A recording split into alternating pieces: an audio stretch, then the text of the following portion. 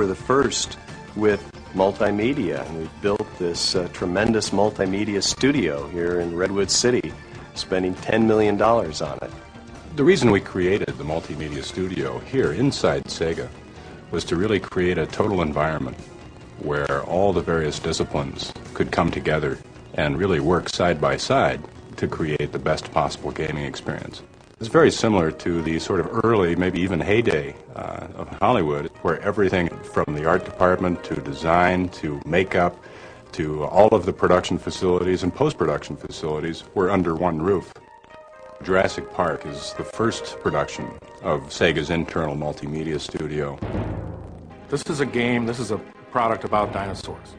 What we want to do is we want to create an environment where people can see how these animals behave and see how they will interact with humans when they're confronted with them.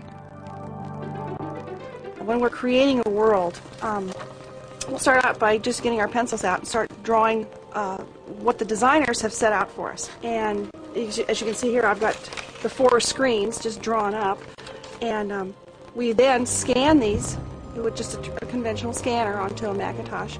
So we get our first look at it on the screen in a sort of a pencil form, a pencil rough. We also do animal animations, and we're using SGI machines, and we're using a very sophisticated animation tool, which does a 3D model.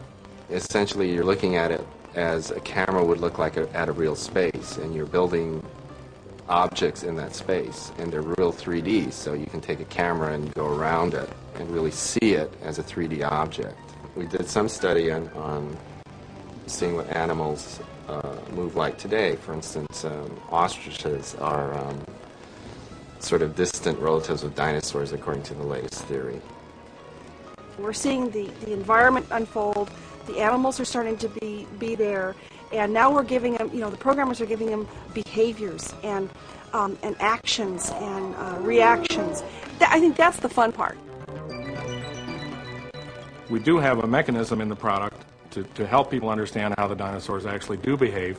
We've used a major paleontologist by the name of Dr. Robert Bacher, who's come in and help us to understand how the dinosaurs move, what kinds of behaviors the dinosaurs would incorporate. And Bacher is really an interesting character, and I think he'll really bring some flavor to the product. Triceratops had very strong legs. It could... No, I don't want to do that. Never mind. What's more important, acceleration or speed? Acceleration. Triceratops had very strong legs. It could accelerate in a charge right away and hit a top speed of 30 miles an hour. It's certainly something new to have live video incorporated in a game where the person is an authority on some object that's in the product.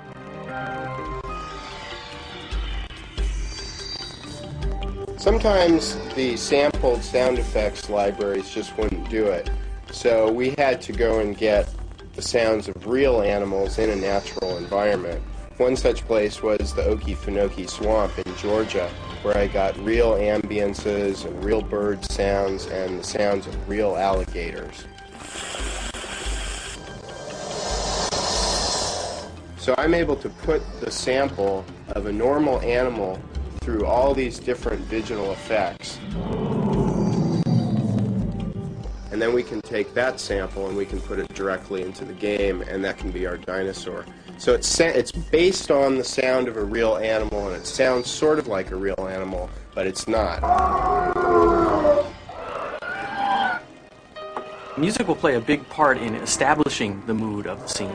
If you think that everything is fine and you've taken care of all the dinosaurs in your area, and the mood of the music changes to a more dramatic, foreboding kind of a theme, you know that your job is not done in that area, and you better search and discover what else is in the environment that may attack you. From a three-dimensional standpoint, if we can move a sound around the player, you will be able to maybe get a sense that a dinosaur is traveling behind you and that you need to turn and face that dinosaur. We want people to be able to sit in their living room with a standard stereo pair of speakers and feel that they're in the middle of a jungle or a windy desert. Sega, I think, is right on the edge. We are doing things with music and sound effects here that really have only been done in film and feature film.